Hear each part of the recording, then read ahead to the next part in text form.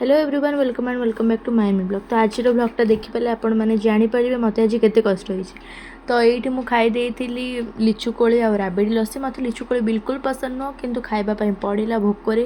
तो ये देखिपे कौ रेट्र गहली रथजात्रा भाया। देन तापर मुझे मो चूड़ी आने जेहेतु चूड़ी नाला। तो ये चूड़ा भजा आने जाइलु मामा कही। तो मत ये सब बाछी आसनी बोली नानी को मुझे पचारि पचारि आणुली। तापर ये नानी तार किसी जिनस नौला मेथी एरिका। तो तापर जेहेतु मत भोक लगे तो सीठी खायापी गली। आ नानी आउ गोटे दुकान गोड़ मुदी खोजिला कारण कौटी भी नाला मुदी। आपर घर को आसला यही अवस्था। विश्वास करते मुझे भाभी नी मैंने एमती हम बोली। पाउच पूरा व्हाइट पाउच रू पूरा ब्लैक पड़ जाए। देखिपे से बेलार आकृति।